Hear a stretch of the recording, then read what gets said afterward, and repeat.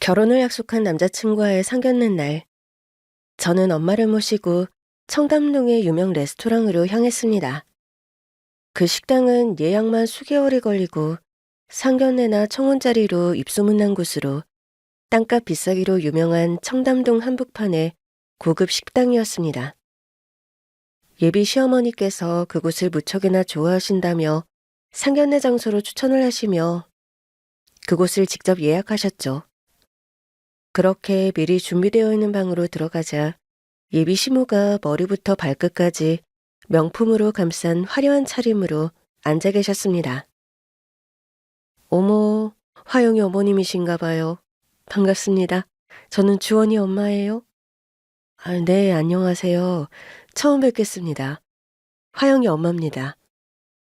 보통의 상견례가 그렇듯 편하지만은 않은 자리였습니다. 엄마도 살짝 긴장되시는지 목소리도 작아지고 말수도 적으시고 평소와는 다른 모습이셨죠. 저도 어렵고 어색한 자리이다 보니 무슨 말을 꺼내야 할지 모르겠더라고요. 그런 분위기에 먼저 대화를 이어간 건 다름 아닌 예비 시어머니셨습니다. 아, 저는 무슨 일 하는지 알고 계시죠? 아, 예. 대학에서 학생들을 가르치신다고 들었습니다. 대단한 일을 하시네요. 아우, 대단한 일은요. 그냥 하다 보니 하는 일이죠.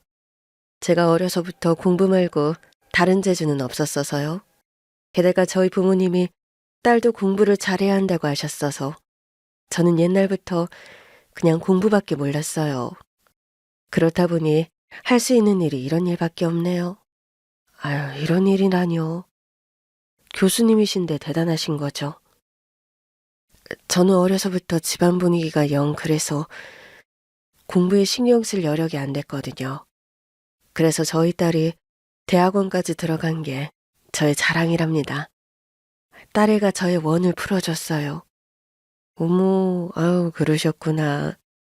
그럼 사부인께서는 고등학교 졸업하신 건가요? 아니요, 부끄럽지만 중졸입니다. 제가 어릴 적에 집안 형편이 좋지 못해서요. 고등학교도 못 들어가 봤네요. 어머, 아유, 사부인, 중졸이셨어요?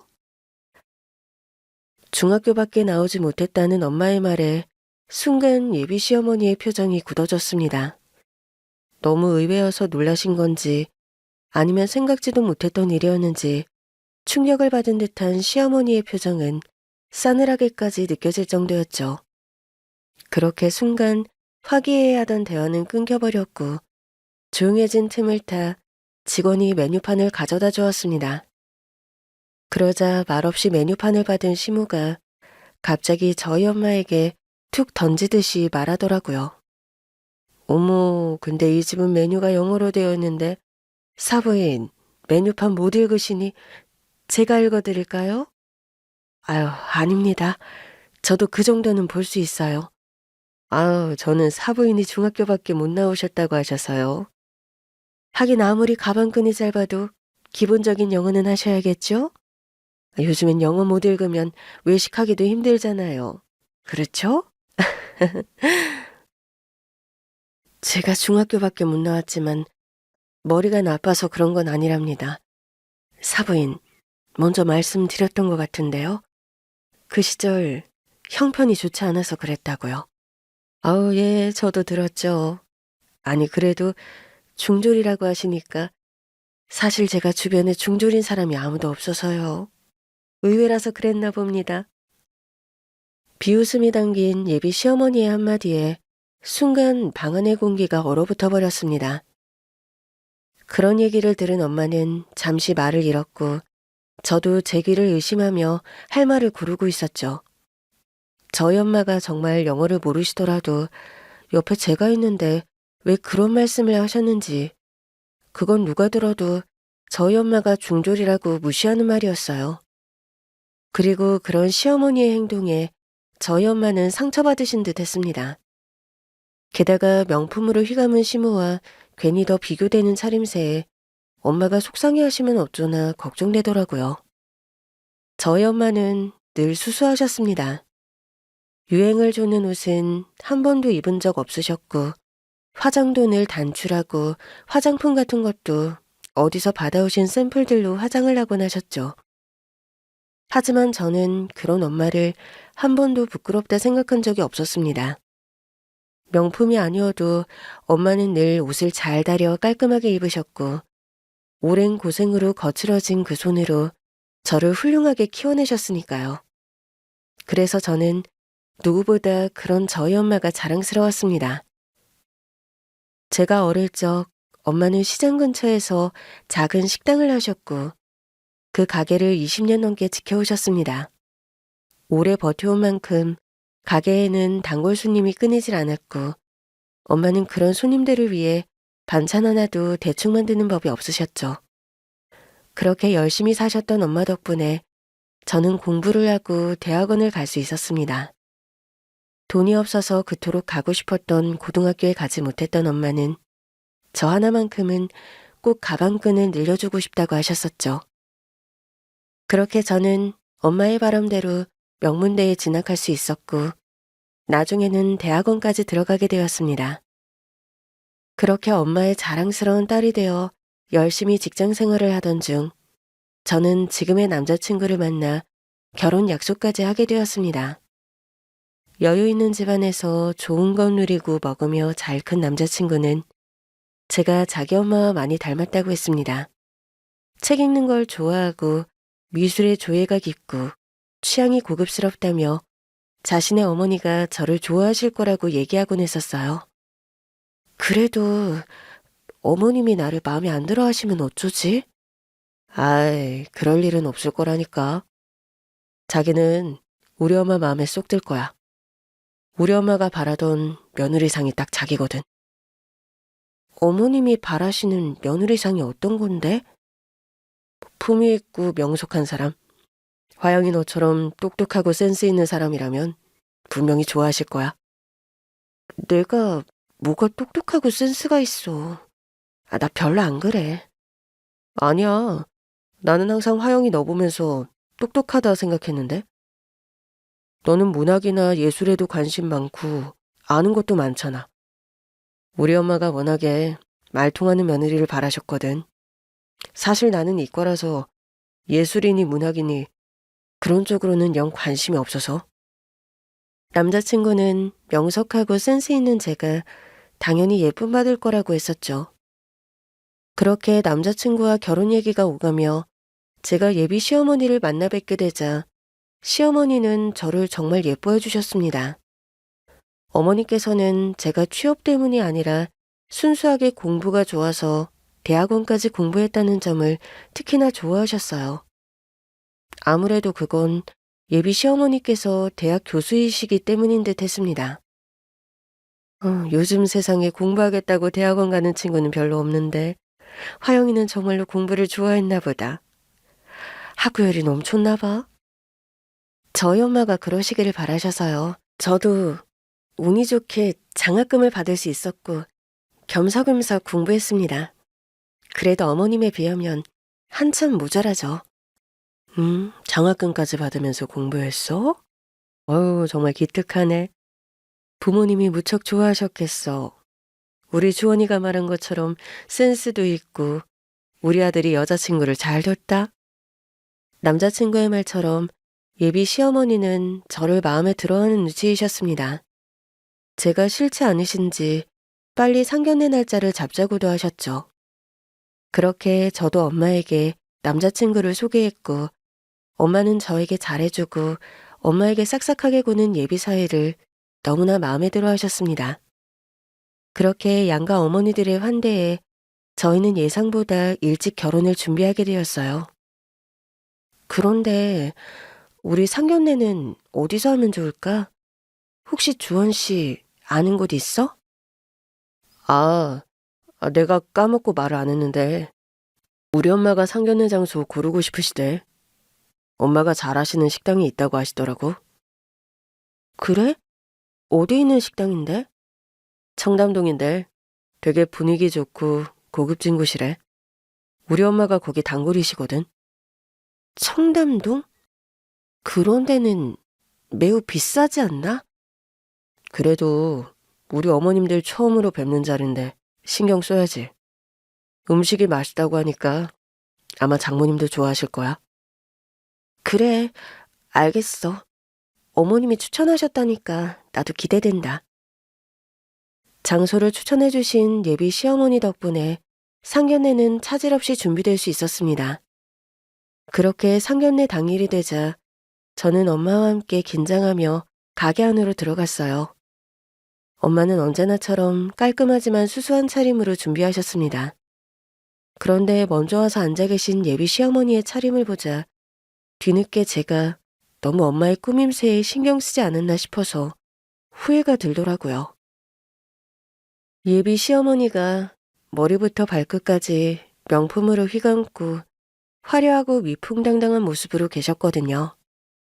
순간 이럴 줄 알았으면 나도 엄마한테 명품 가방 하나라도 사드릴 걸 그랬나 싶은 후회가 들었지만 저는 설마 시어머니께서 그런 거로 사람을 판단하지 않으실 거라 생각했습니다.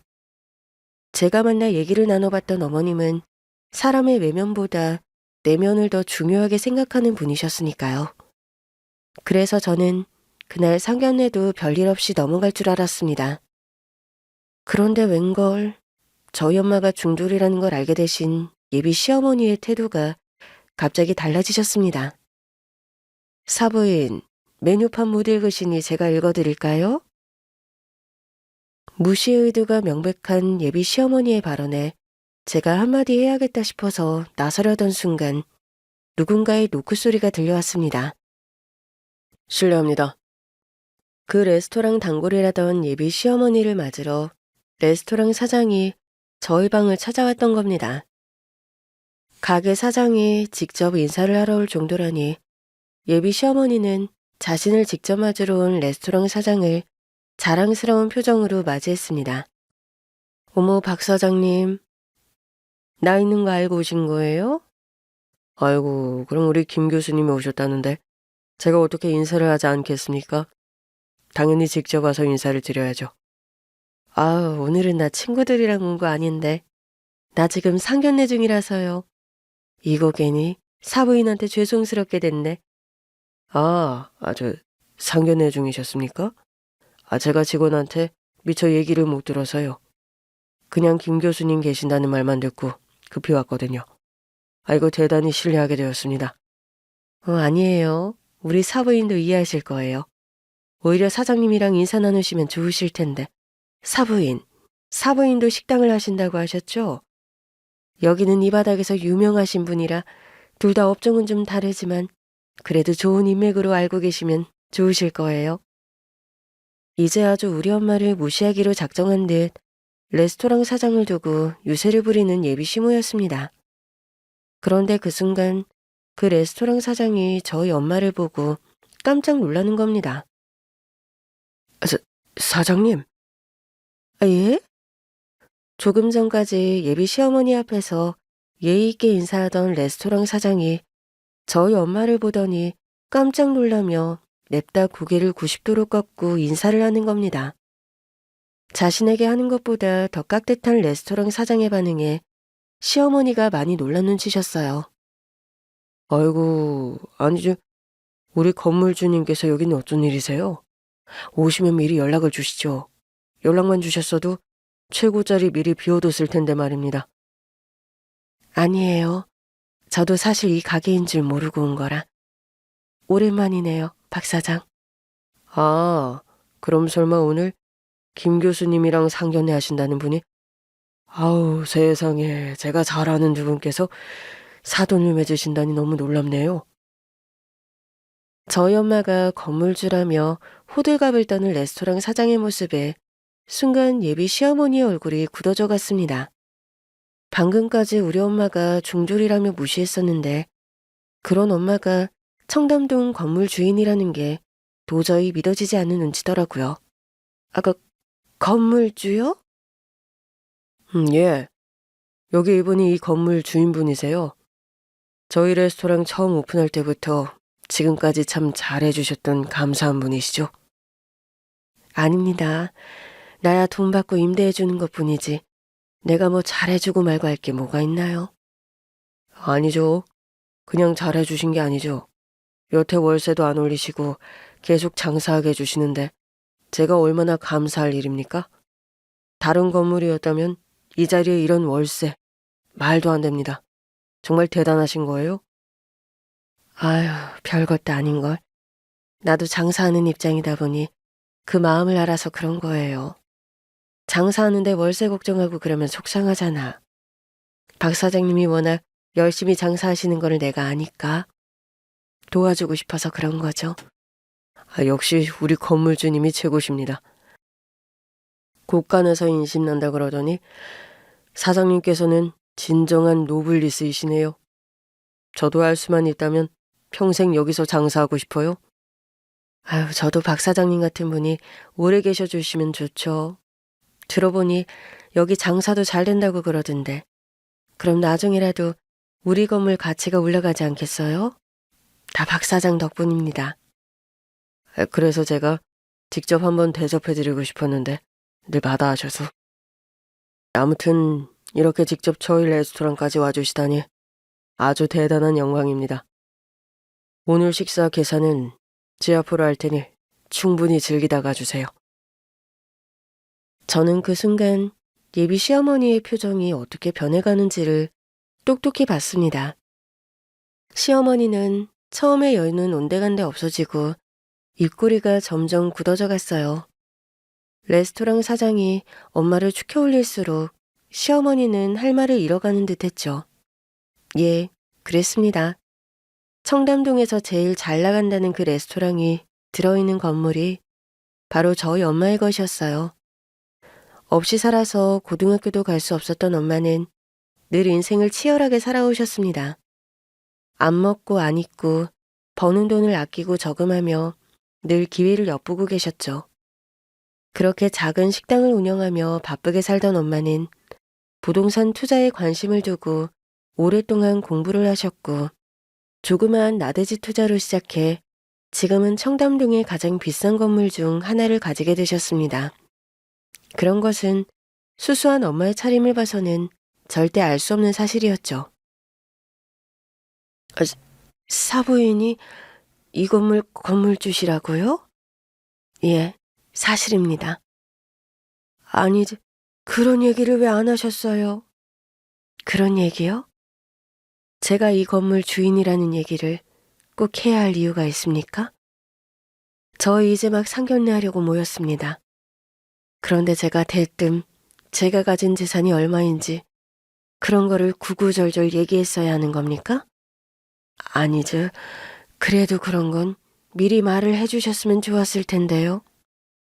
글쎄요. 제가 아직 잘 알지도 못하는 사돈한테 그런 얘기를 왜 해야 하는지 모르겠습니다.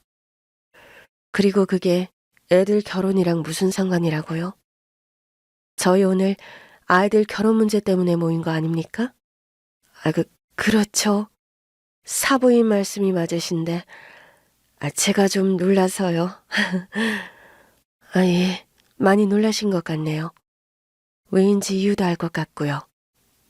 그쪽이 보기에 나는 중학교밖에 못 나와서 영어 메뉴판도 못 읽을 무식한 여편네인데 그런 내가 이런 건물을 가지고 있다는 게 도저히 믿어지지 않겠죠. 그쵸? 아니요. 제 말은 그런 말이 아니라 아니긴 뭐가 아닙니까? 아까부터 주원이 어머님이 저를 어떻게 생각하시는지 다 알아버렸습니다. 제가 중졸이라고 했을 때부터 표정이 싸해지시던데요? 왜요? 교수한테 중졸 사도는 수준이 안 맞는 모양이죠? 아닙니다. 아니에요. 저는 그런 게 아니고 그냥 좀 놀라서. 예, 대학 교수식이나 되는 당신한테는 제가 고등학교도 못 나온 게 놀라운 일이겠죠. 그런데 세상에는요, 나처럼 학교 가고 싶어도 못 가고 가방끈 짧은 사람들이 덜어 있습니다. 근데 그렇다고 그 사람들이 다 상종 못할 만큼 무식한 건 아니거든요. 대학 교수인 당신 눈에는 어떻게 보이는지 모르겠지만 우리도 멍청해서 학교 못 다닌 거 아닙니다. 내가 알기로 사도는 어려서부터 집안에 여유가 있어서 대학까지 가고 했다고 들었는데 그러는 주원이 어머님이 나 같은 집안에서 태어났으면 어땠을 것 같습니까? 돈 없다고 딸이라고 학교도 안 보내주는 집안에서 교수할 수 있었을 것 같아요? 엄마는 역시 참고 계셨던 게 맞는지 예비 시어머니에게 속 시원히 말을 쏟아내셨습니다. 그런 엄마의 말들은 하나하나 틀린 말이 없었어요. 그러자 예비 시어머니도 할 말이 없는지 얼굴이 빨개져서는 입을 다물어 버리셨습니다. 내가 자리가 자리인지라 참아보려고 했는데 아무래도 주원이 어머님의 행동은 옳지 못한 것 같습니다. 아니, 솔직히 말해서 아주 실망스럽습니다. 교수시라면서요. 학교에서 아이들을 가르치시는 분이 어떻게 그렇게 편협한 사고로 세상을 살아가십니까? 주원이 어머님은 배우지 못한 사람은 사람도 아니라고 생각하시는 모양인데 그런 생각을 가진 교수한테 아이들이 뭘 배울 수 있으려나 모르겠습니다. 그렇게 엄마의 단호한 말에 예비 시모가 머리를 한 대 맞은 듯 조용해지자 엄마도 잠시 숨을 고르시더니 이내 입을 여셨습니다. 이 자리는 아무래도 다시 생각해 봐야 할 것 같네요. 아, 예? 아니지, 사부인? 그게 무슨 말씀이세요? 저를 사부인이라고 부르지 말아주세요. 우리가 사돈을 맺을지도 모르는데 그런 호칭은 부담스럽네요. 아니지, 그게 무슨... 배울 만큼 배우신 분이 학력으로 사람을 가른다는 건 참 실망스러운 일이에요. 그리고 저는 그런 사람한테 제 딸 못 보내겠습니다. 그런 편견을 가진 집안이랑은 결혼 못 시키겠어요. 엄마, 죄송합니다. 먼저 일어나 보겠습니다. 엄마의 단호한 반응에 그 자리에 있던 모든 사람이 얼어붙었습니다. 할 말이 없는 예비 시어머니는 부끄러운 듯 입술을 꾹 다물었고 남자친구는 죄스러워 할 말도 없는지 저를 붙잡지 못하더라고요. 저도 그런 엄마를 말릴 자격이 없었기에 그저 의자에서 일어나는 엄마를 쫓아갈 수밖에 없었어요. 그렇게 저희의 상견례는 메뉴를 주문하기도 전에 뒤집어지고 말았습니다. 결국 상견례는 파토가 나고 엄마는 저희의 결혼을 반대하기 시작하셨습니다. 화영아, 너 이 결혼 꼭 해야겠니? 너는 어떤 생각인지 모르겠지만 엄마는 너 그런 집에 시집 못 보내겠다. 아니, 교수식이나 된다는 사람이 뭐가 그렇다니? 자기가 많이 배우고 많이 알면 더 겸손할 줄 알아야지. 어떻게 된 게? 사람 가방끈 가지고 바로 무시하고. 그러더니 내가 건물주라는 거 알고 갑자기 절절 매는 것 좀 봐라. 사람이 어쩜 그렇게 생각이 가벼운지. 엄마는 절대 반대다. 반대야. 엄마, 그래도 조원 씨는 괜찮잖아. 엄마도 사위는 마음에 든다며. 그리고 어머니도 원래 그런 분이 아니신데 대체 오늘 왜 그러셨는지 나도 잘 모르겠어. 원래 그런지 아닌지 네가 어떻게 알아? 나한테는 분명 잘해주셨었단 말이야.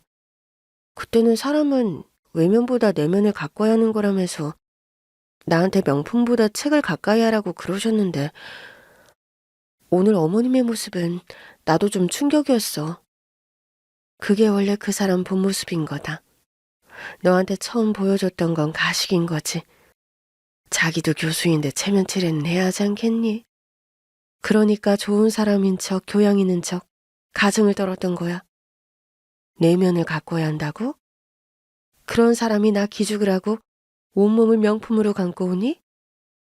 그러게 애초에 청담동 레스토랑에서 상견례 하자고 했을 때부터 내가 알아봤어야 하는 건데. 그 여자 아주 내면이 천박한 인간이야. 엄마는 예비 시어머니에게 크게 실망하셨는지 집으로 돌아와서도 계속 화를 내셨습니다. 그리고 저를 그런 집안에 시집 보낼 수 없다면서 결혼을 반대하셨죠. 저도 그날 시어머니의 행동이 많이 잘못되었다 생각했지만 이미 결혼까지 약속한 남자친구와 쉽사리 헤어질 수가 없었어요. 애초에 몇 번 만나다 말 사이도 아니었고 결혼을 생각한 사람이니 이별이 쉬울 리가 없었죠. 물론 엄마가 끝까지 반대하신다면 저도 엄마의 뜻에 따라야겠지만 저는 어떻게든 엄마의 마음을 돌리고 싶었습니다. 이제 어떻게 할 거야? 엄마가 우리 헤어지래. 나 절대로 그 집에 시집 못 보낸대. 어떻게 하면 좋아, 정말. 화영아, 미안해. 내가 우리 엄마를 단속했어야 하는 건데. 내가 실수했어. 정말 미안해. 됐어. 이제 와서 사과해봐야 무슨 소용이야. 우리 엄마가 절대로 안 된대. 엄마가 끝까지 반대하시면 나 자기랑 결혼 못해. 우리 엄마가 나 키우느라 얼마나 고생하셨는데 나 그런 엄마 가슴에 대문 못 박아. 그럼 어떡해. 우리 진짜 헤어져? 안 돼. 나 자기 없이 못 사는 거 알잖아. 제발, 제발 그러지 마, 화영아. 나 너랑 꼭 결혼하고 싶어.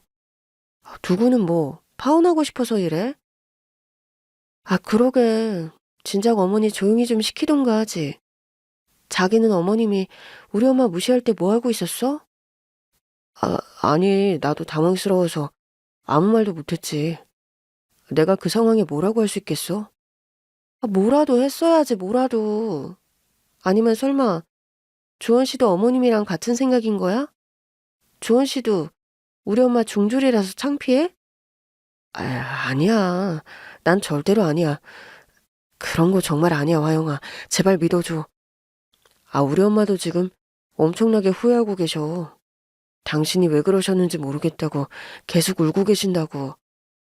우리 엄마 그렇게까지 나쁜 사람은 아니야. 그냥 평생 교수만 하시고 주변에 고학력자들밖에 없으니까 세상 보는 시선이 너무 좁으셔서 그래. 그래서 그런 거지. 정말 어머님을 무시하려고 그러신 건 아닐 거야. 아니긴 뭐가 아니야. 아무리 어머님이 교수라 세상 물정을 모르신다고 해도 그건 선 넘은 거야. 나도 얼마나 화가 났는지 알아? 우리 엄마가 참고 있으시길래 내가 아무 말 안 했던 거지. 아니었으면 내가 먼저 파토냈을 거야. 미안해 진짜. 그래도 한 번만 용서해주면 안 될까? 우리 엄마가 1000번 1000번 잘못했지만 그렇다고 우리가 헤어질 수는 없잖아. 그럼 뭐해. 주원 씨 어머니가 이미 실수하셨는데 내가 아무리 좋게 말해도 우리 엄마 마음 안 돌아올 것 같아. 나는 모르겠으니까 무슨 방법 있으면 주원 씨가 알아서 해. 헤어지라고 하시는 엄마의 말에 남자친구도 크게 당황한 눈치였습니다. 설마 파혼 얘기를 할 줄은 몰랐던 건지 남자친구는 저와 못 헤어진다며 난리가 났어요. 저 역시도 갑자기 한순간에 마음을 잘라내는 게 가능할까 싶었지만 그래도 엄마가 끝까지 반대하신다면 저는 엄마의 고집을 꺾을 자신이 없었습니다. 그렇게 저희 쪽에서 먼저 파혼 얘기가 전달되고 바로 다음 날 남자친구와 예비 시어머니가 사과를 하시겠다며 기어이 저희 집을 찾아오셨습니다. 사부인, 제발 한 번만 만나주십시오. 제가 직접 뵙고 사과드리고 싶습니다. 어머니, 이러셔도 소용없으세요. 저희 엄마는 뵙고 싶지 않으시대요. 화영아, 미안하다. 내가 정말 잘못했다. 제발 사부인 마음 좀 돌려주면 안 되겠니? 내가 마지막으로 실수를 만회할 수 있게 기회를 좀 달라고. 이미 그런 일이 벌어졌는데 저희 엄마라고 어떻게 하시겠어요. 죄송해요, 어머니. 여기서 이러지 마시고 그냥 돌아가세요. 화영아, 제발. 제발 우리 좀 들어가게 해줘. 내가 장모님 뵙고 직접 사죄드릴게. 내가 엄마 대신 사과드릴게. 엄마는 듣고 싶지 않으시대. 솔직히 나는 엄마 마음 이해돼. 생판 남도 아니고 가족이 되자고 모인 자리에서 그런 수모를 겪으셨는데 어떻게 다시 마음을 돌리시겠어? 우리 엄마가 아무리 딸인 나를 위해 사시는 분이라고 하시지만 그건 무리야. 죄송해요, 어머님. 돌아가 주세요. 하지만 엄마는 호락호락하지 않으셨습니다. 그런 편협한 생각을 가진 사람과는 사돈을 맺을 수 없다는 생각에 엄마는 기껏 찾아온 시어머니와 남자친구를 만날 생각이 없으셨어요. 결국 저의 만류에 두 사람은 그대로 대문 앞에서 발길을 돌려야 했죠. 그러나 그 다음 날도 시어머니와 남자친구는 계속 저희 집을 찾아왔습니다. 저희 엄마의 마음을 어떻게든 돌려보겠다며 삼고초려를 하셨죠. 그러자 엄마도 결국 직접 예비 시어머니를 마주할 수밖에 없으셨습니다. 아, 그렇게 돌아가시라 말씀드렸건만 대체 왜 이러십니까? 아유, 사부인, 제발 한 번만 제 얘기를 들어주세요. 제가 진심으로 사과드릴 기회라도 주세요. 이미 다 끝난 일이라고 하지 않았습니까? 이제 와서 그러셔봐야 소용없다니까요. 한 번 엎어진 물은 주워 담을 수 없는 일입니다. 그런데 그쪽이 이미 뱉어버린 말을 어떻게 돌이킬 수 있겠어요? 저는 별로 듣고 싶은 말이 없네요. 예, 저도 제가 얼마나 큰 죄를 저질렀는지 잘 알고 있습니다. 이미 저지른 실수를 없던 일로 할 수도 없는 것도 잘 알고요. 하지만 그렇다고 제가 그 실수를 만회할 기회도 없이 영영 후회하고 살 수는 없다고 생각했습니다. 그래서 염치불구하고 이렇게 매달리는 겁니다. 제가 사부인의 마음에 얼마나 큰 상처를 냈는지 잘 알고 있습니다. 그래서 저도 이렇게 자존심을 내려놓고 비는 겁니다. 제발 딱 한 번만 제게 사과할 수 있는 기회를 주세요, 사부인. 절대로 대문을 열지 않으시겠다던 엄마도 예비 시어머니의 계속된 노력에 백기를 드시고 말았습니다. 체면도 자존심도 내려놓고 구구절절 사정하는 시어머니의 간청에 엄마는 결국 마지못해 예비 시어머니와 남자친구를 집안으로 들이셨어요. 그래요. 저도 자꾸 귀찮은 일 생기는 거 싫기도 하고 잘난 교수님은 뭐라고 사과하시는지 저도 궁금은 하네요. 들어오세요. 아유, 감사합니다, 사부인. 아니, 사장님, 감사합니다. 엄마는 아무 말 없이 문을 열었고 시어머니는 행여 대문이 닫힐까 싶은지 불이 나게 따라 들어오셨습니다. 잠시 후 엄마가 따뜻한 차 한 잔을 내오자 예비 시어머니는 두 손으로 잔을 꼭 쥐고 몸을 조금 떠는 듯 보이셨어요. 첫 상견례 자리에서 저희 엄마가 더 긴장했던 것과는 완전히 반대되는 상황이었죠. 그렇게 긴장하고 걱정스러운 표정으로 분위기를 살피던 예비 시어머니가 조심스럽게 입을 여셨습니다. 사과하신다고 했으니 사과받으려고 하는 겁니다. 그래서 무슨 말씀이 하고 싶으세요? 우선 정말로 죄송하다는 말씀을 드립니다. 제가 이렇게 말해봐야 별로 와닿지는 않으시겠지만 저도 지금은 반성하고 있습니다. 사실 처음에는 사돈을 비웃었던 게 맞아요. 당연히 고등학교까지는 나오셨을 줄 알았는데 중학교 졸업이라고 하시니 저도 모르게 저랑 다른 세상 사람같이 느껴지더라고요. 지금 생각하면 제 자신도 토할 만큼 창피한 마음이죠. 예, 그래 보이더군요. 제가 중졸이라고 하자마자 그쪽이 저를 어떻게 쳐다보는지 저는 그 눈빛 아직도 못 잊습니다. 맞습니다.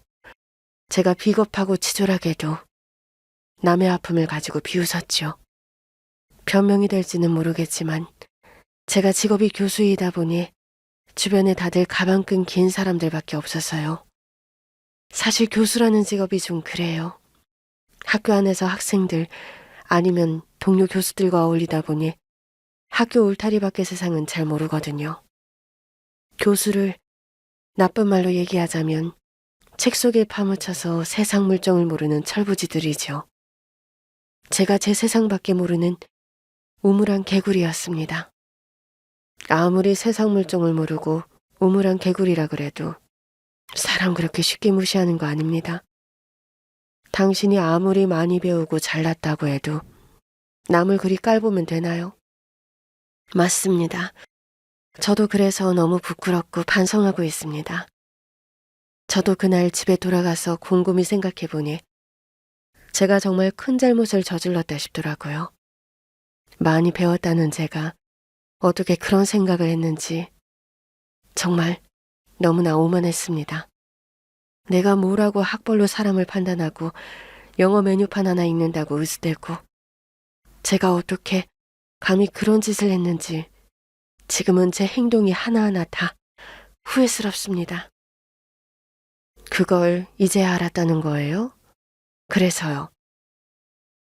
자기 잘못을 잘 알았으니 내가 얼마나 화가 났을지도 알겠네요. 아, 예. 정말 거듭 사과드립니다. 그럼 할 말 다 하셨으면 가주실래요?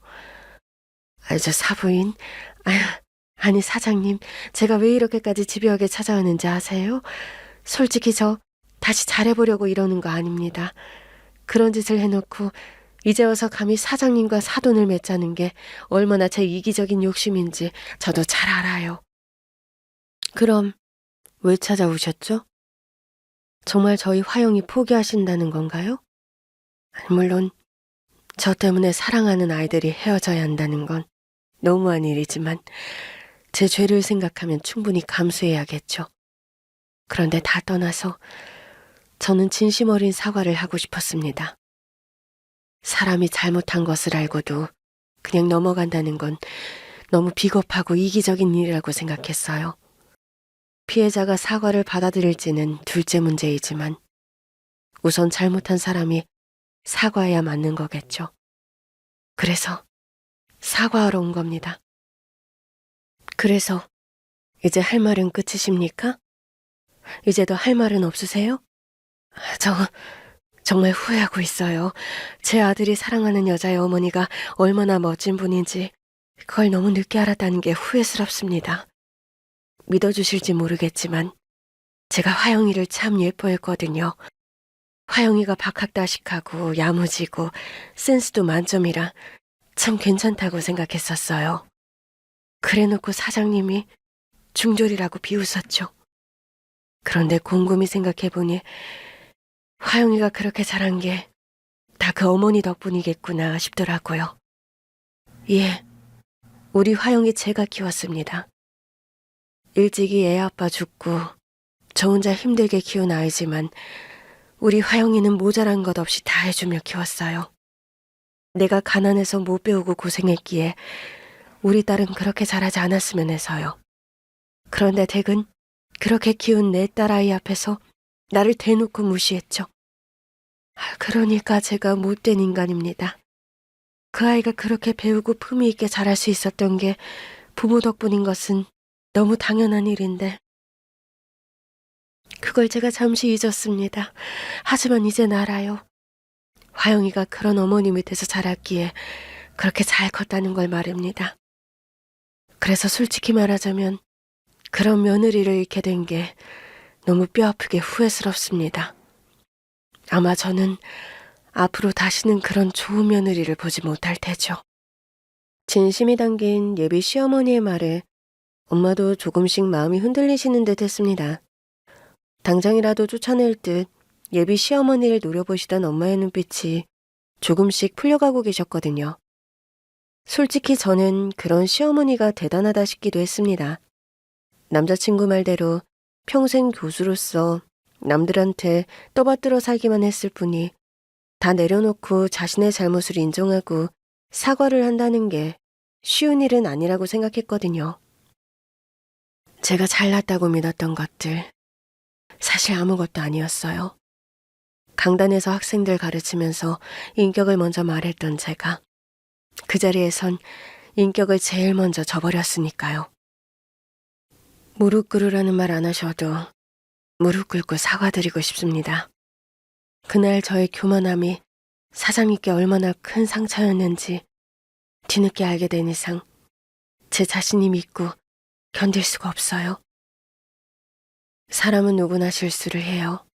하지만 그걸 인정하는 사람은 많지 않죠. 예, 제가 실수했습니다. 나도 실수를 한 것 같네요. 사돈이 나한테 그러는 걸 보고 편견에 사로잡힌 사람이라 절대로 진심으로 사과하지 않을 거라 생각했는데 이렇게 말씀하시는 걸 들으니 자기 잘못을 인정할 줄도 아는 사람인 것 같네요. 나도 사돈한테 편견이 있었나 봅니다. 결국 그날 엄마는 시어머니의 진심 어린 마음을 받아주셨습니다. 우여곡절 끝에 용서를 받은 시어머니 역시 속죄의 눈물을 흘리셨죠. 그렇게 파혼 직전까지 갔던 저희의 인연은 다시 이어질 수 있었고, 얼마 뒤 저희는 다시 제대로 된 상견례를 치르고 결혼식을 올리게 되었습니다. 사부인 감사합니다. 정말 저와 아이들을 위해서 큰 결정을 해주셨습니다. 솔직히 말하면 내가 아직 사돈을 다 용서했다고 자신 있게 말할 수는 없겠어요. 사람이라는 게 워낙 약하고 연약해서 한번 상처 입은 마음이 그리 쉽게 아무는 게 아니거든요. 그래서 솔직히 말하면 저는 제 딸 때문에 허락한 겁니다. 제 딸을 믿고 결혼시키는 거예요. 내가 내 딸을 잘 키웠다고 자신 있게 얘기할 수 있기에 그런 내 딸아이가 선택한 사람이라면 그만큼의 가치가 있다고 믿는 거죠. 그러니까 앞으로 우리의 관계는 사돈에게 달렸겠네요. 예, 사부인. 제가 앞으로 증명하겠습니다. 제가 앞으로 저의 진심 어린 마음을 보여드릴게요. 화영이에게도 잘해줄게요. 어머니, 저 정말 열심히 살겠습니다. 저희에게 주신 기회 후회하지 않으시게 해드릴게요. 그 믿음 절대 저버리지 않겠습니다. 결혼이라는 건 두 사람만의 일이 아니에요. 두 집안이 함께 만들어 나가는 거죠. 그러니까 이제 나도 사돈도 우리는 같은 배를 탄 겁니다.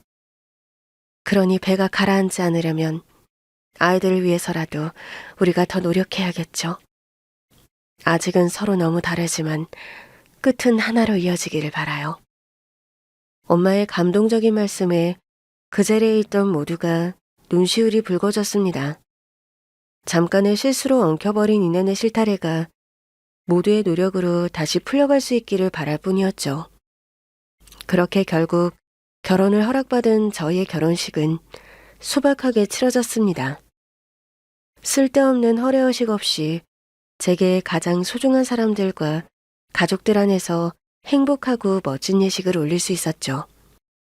화려한 예식장도 비싼 장식들도 없었지만 저희 결혼식에 오신 손님들은 그 어떤 결혼식보다 따뜻했고 진심이 느껴졌다며 다들 좋아해 주셨어요. 그리고 그날 이후 저와 남편은 금슬 좋은 부부로 행복한 신혼생활을 시작할 수 있었습니다. 그리고 엄마와 시어머니도 조금씩 가까워지기 시작했죠. 처음에는 저희 엄마를 어려워하는 시어머니로 인해 격식과 예의가 앞서 많이 서먹했지만 점점 서로의 진심을 알아가며 서서히 웃음이 오가기 시작했습니다. 그렇게 시어머니와 엄마는 자연스럽게 왕래를 하기 시작하셨죠. 사돈은 힘들 때 어떻게 버티셨어요? 저도 남편 먼저 보낸 처지이지만 사돈은 남다르신 것 같아서요. 그 힘든 시절에 식당 꾸리시면서 건물까지 사들이시고 아유 정말 대단하십니다. 대단할 게 뭐가 있겠어요. 못 배운 내가 할 수 있는 일을 했을 뿐이죠. 저는 그냥 쉬지 않고 열심히 살았을 뿐입니다. 워낙 기술도 배운 것도 없었으니까 식당을 차린 것도 그냥 내가 할 수 있는 일이 그런 것뿐이라서 그런 거예요. 식당을 꾸리면서는 그냥 손님 한 사람에게라도 진심을 다하자는 생각뿐이었어요. 그렇게 하루하루 버티다 보니 여기까지 왔네요. 아유, 그러셨군요. 사돈이 어떻게 살아왔을지 제가 너무 몰랐었네요. 괜찮습니다. 원래 남의 사정을 안다는 게 어려운 거죠. 내가 살아보니까 그렇더라고요. 아유, 사돈은 참 마음이 넓으십니다. 저라면 저 같은 사람 이해하는 게 쉽지 않을 것 같은데요. 인생은 누구에게나 처음이니까 실수도 할 수 있죠. 대신 한 번 배운 건 두 번 실수하면 안 되죠? 네, 그 말씀 절대 잊지 않겠습니다.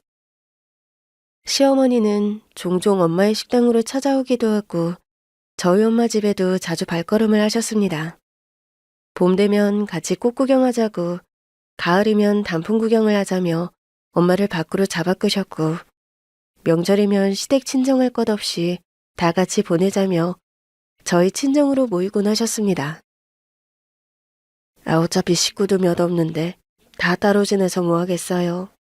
그냥 한 집에 모여서 이렇게 같이 전 부치고 맛있는 거 해먹고 그러면 좋을 것 같아서요. 어머님이 그렇게 말씀해 주셔서 저도 너무 편해요. 친정 먼저냐 시댁 먼저냐 고민할 것도 없고요. 맞아. 그리고 이렇게 다 같이 모였으니까 더 명절 분위기도 나고 좋잖아? 장모님도 좋으시죠? 그러게. 나도 매번 화영이란 단둘이서 소박하게 지냈는데 이렇게 소란스러운 집안 분위기가 얼마만인지 모르겠네. 고마워요, 사돈. 다 사돈 덕입니다. 시어머니는 저희 엄마와 가까워지려 여러모로 신경을 쓰시는 듯 했습니다. 한순간에 풀어질 마음이 아니라는 걸 아시기에 천천히 진정성 있게 다가가려 하셨던 거죠. 그런 시어머니가 어느 날에는 직접 손편지를 써서 엄마에게 전하셨다고 하더라고요. 그날의 실수를 영영 잊지 않겠다며 거듭 사과한다는 내용의 편지였습니다. 사부인 처음 봤을 때 저의 경솔했던 말과 행동, 지금도 생각하면 밤잠을 설칠 만큼 부끄럽습니다. 앞으로는 그 마음 꼭 갚아가며 살겠습니다. 그 편지를 읽고 엄마는 말없이 웃어 보이셨죠. 엄마 어때? 이제는 어머님한테 화 좀 풀렸어? 글쎄, 나도 모르겠네. 그래도 전보다 훨씬 가까워진 기분이기는 한데. 뭐 시간 지나면 더 좋아지지 않겠니? 엄마도 말씀을 싱겁게 하셨지만 그 편지에 마음이 많이 녹으셨는지 두 분은 언젠가부터 더 자주 시간을 갖게 되셨습니다. 별일이 없어도 같이 만나 식사를 하고 차를 나눠 마시며 소소한 일상을 이야기하곤 하셨죠. 정말 친구처럼 별것도 아닌 일들을 나누며 웃으시는 두 분의 모습을 보며 저는 그날 상견례의 일이 문득 떠올랐습니다.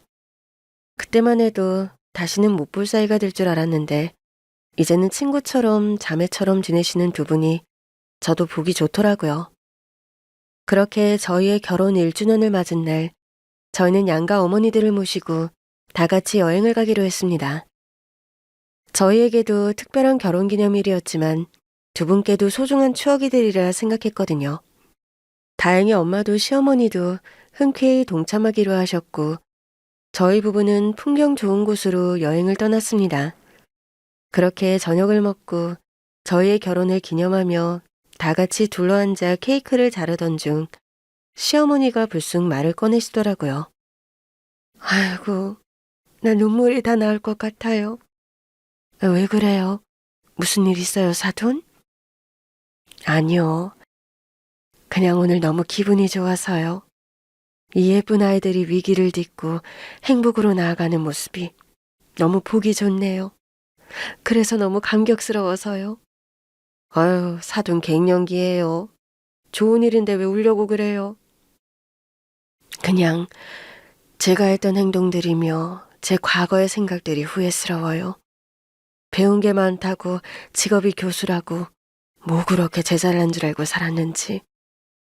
그렇게 교만했던 제 인생이 사부인을 만나고서 달라졌습니다. 우리 사부인이 살아온 방식, 태도, 품격, 그 모든 걸 옆에서 지켜보면서 저 정말 많이 배우고 있어요. 아유, 교수식이나 되는 사람이 중졸자리 나한테 뭐 배울 게 있다고.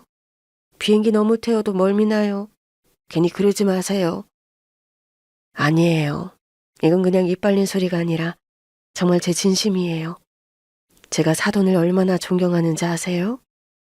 제가 그동안 사돈을 알아가고 봐오다 보니 참 존경할 만한 분이라는 생각이 들더라고요. 아우, 내가 뭐라고 존경까지요. 나 그렇게 대단한 사람 아니에요. 아니에요. 저도 사돈을 잘 몰랐을 때는 그렇게 생각했지만 사돈을 알고 나서부터는 절대 그렇게 생각할 수가 없어요.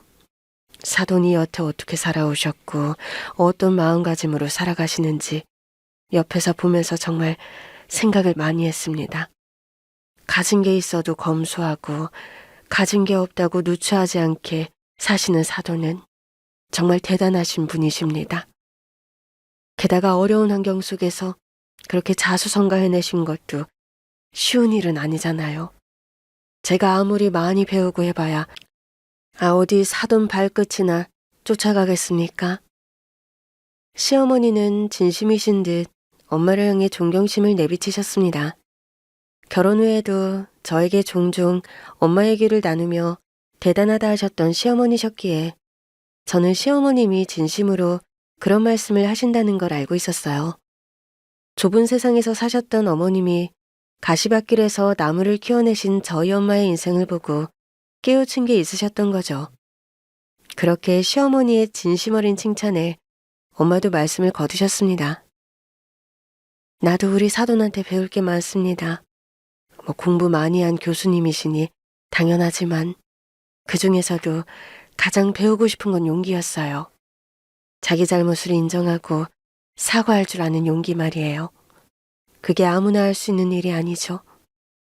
그러니 사돈도 정말 대단한 일을 하신 겁니다. 오늘 우리들이 이 자리에 있을 수 있었던 건 다 그런 사돈의 용기 때문이라고 생각해요. 고맙습니다, 사돈. 사돈. 제가 너무 감동스러워서 뭐라고 말해야 할지 모르겠네요. 저도 처음에는 사돈이니 잘 보여야지 했는데 지금은 그 이상으로 사람 대 사람으로서 존경하는 마음이 먼저예요. 우리 며느리를 보다 보면 사돈이 딸을 어떻게 키우셨는지 알 것 같더라고요. 그래서 저도 화영이를 더 잘 챙기고 싶고요. 저는 제 아들이 이런 아내와 장모를 가진 게 제일 큰 복이라고 생각합니다. 사돈은 역시 교수라 그런지 말씀도 잘 하시네요. 사돈 그 말에 제 마음이 녹겠어요. 좋게 봐주셔서 고맙고 앞으로도 내 딸 잘 부탁해요. 나도 우리 사위 아들 삼을 테니. 아닙니다. 제가 더 감사하죠. 제 실수를 이해하시고 저 같은 사람한테 기회를 주셔서 얼마나 감사한지 몰라요. 서로의 마음을 털어놓고 진심으로 가까워지신 두 분을 보며 저희 부부의 눈에도 눈물이 차올랐습니다. 진정한 사과와 용서가 얼마나 중요한 일인지 저희는 어머니들의 행동을 보며 많이 배우게 되었습니다. 그 어려운 일을 해내신 엄마와 시어머니를 보며 저희도 더 나은 사람이 되어가려 노력 중입니다. 그렇게 저희 가족은 서로의 다름을 인정하고 서로의 삶을 존중하며 지내고 있습니다. 엄마와 시어머니는 가끔 단둘이 카페에 가고 함께 시장을 돌고 TV 드라마를 보며 수다를 떨기도 하시죠.